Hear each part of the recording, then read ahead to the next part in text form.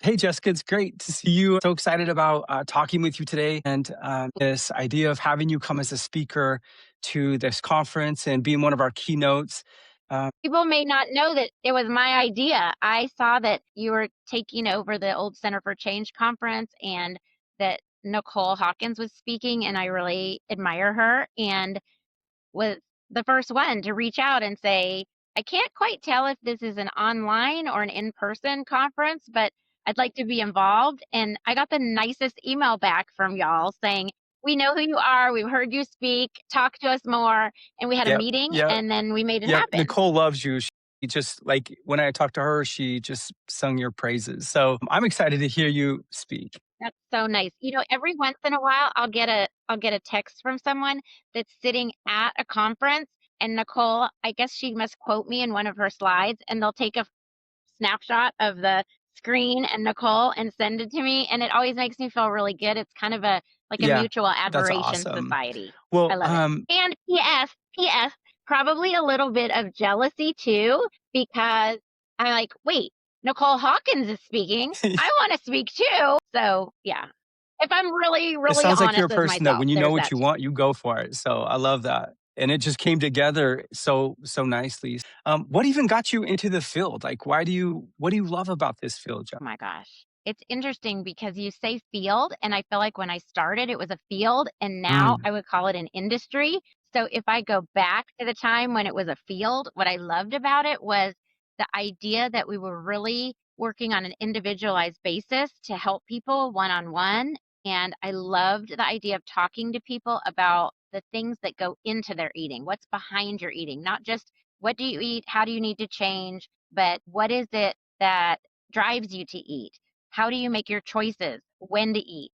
How much to eat? What to eat? And I felt like people were really taking me into their confidence, like telling me this really personal stuff that they think about but don't really talk about to anyone. And it was so mutually helpful. I was learning about them so that I could teach them something new. And they had a safe place to talk about things that they might feel ashamed about. So I just love it. I love everything about that helping situation and using my skills and the knowledge I bring to mesh with the patient and work together. So I love patient care. One of the things that I didn't love was just to borrow a phrase like working for the man.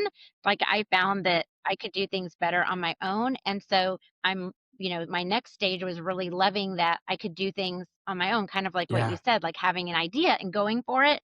And I love that about our field, that being a dietitian is just a credential and then what I do with it is up to me. And I've had so many opportunities because of our field. I've traveled around the world. I've met amazing people. So there's a lot that I love. When you say what do I love about our Yeah. field? What do you say is So the many things. transition then into industry? Maybe you could explain that. That's interesting. Sure. So I feel like when it was a field, I would go, let's say, to a conference and I would meet people and then we could stay in touch. Let's say someone worked for a treatment center. It was something where you could reach out to them and say, is this patient appropriate? It was just sort of a collaborative kind of feel.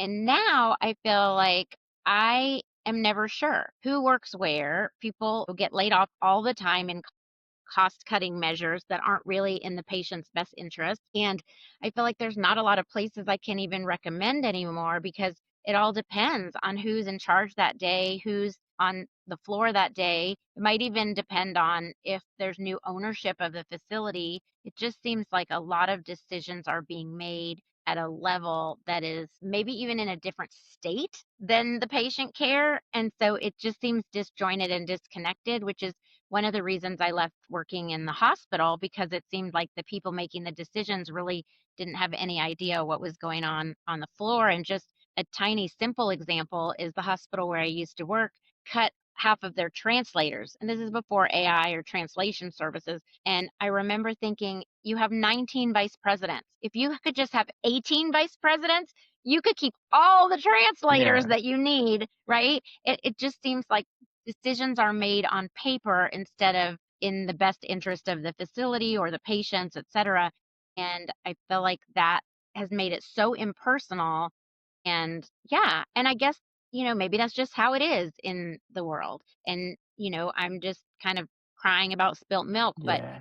I miss the older days, I guess, where facilities had Yeah. owners and you could actually So talk with to the them about transitions, how do things. you still find that you can make your mark or have an impact? Well, that's kind of a hilarious question because, of course, it creates a lot Mm, more opportunities for me because all of the facilities hiring brand new dietitians out of school to replace the experienced dietitians because the new dietitians cost less.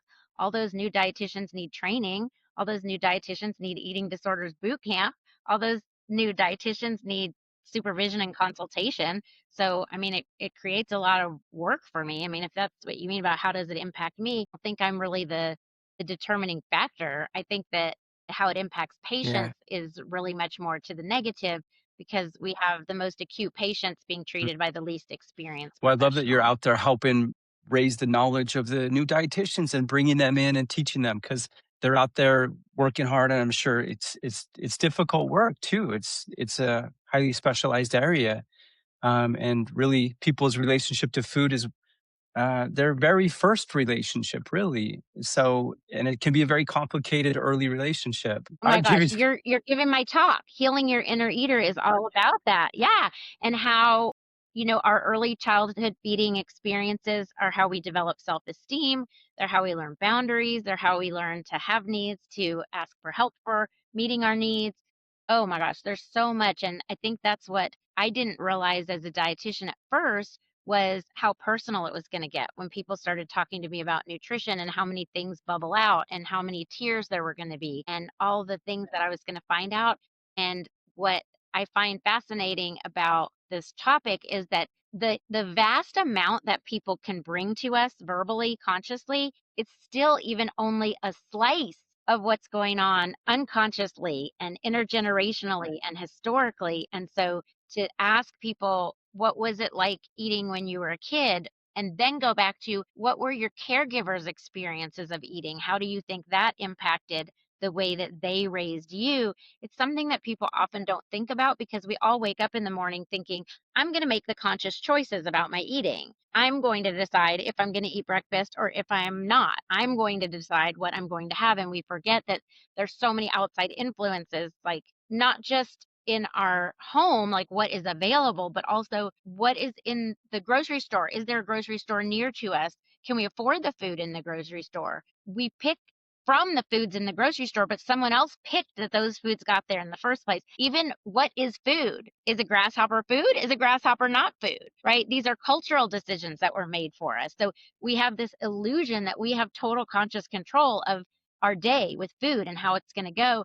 And yet there are so many things that were yeah. already in place even Right, and before we even were just born. like how food was introduced to us, whether, we didn't have choice in it, so it was really based on the caregiver's decision making, whoever that might be, or whether, what medical issues were there, where maybe an infant had to have a feeding tube, breastfeeding, bottle fed, what was the food that was available? I mean, there's so many things that are way before language. Right? What was the mental status of the caregiver? Yeah, completely. Yeah. You're totally speaking my language now.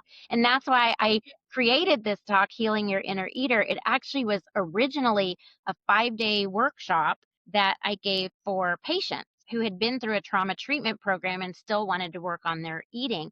And in that 5-day period, I realized none of these people actually identify as having an eating disorder, and yet they all had serious eating issues. And it made me realize that the skills that you and I and our colleagues teach to patients who have identified eating disorders are really the same skills that would benefit anyone who eats. And that's where I came to Healing Your Inner Eater. I changed the name of the workshop a little bit because I thought this needs to not be about eating disorders specifically, although it's very, very useful for people who do help people with eating disorders. It's also useful for our own selves. So it's a little bit of here's some skills and tools you can use with your patients when you go back to work after the Nura conference, but also let's look within and see how some of these things are affecting us because I feel like once you can absorb it and experience it, then it's that much easier to explain it, discuss it, be open to it with someone else.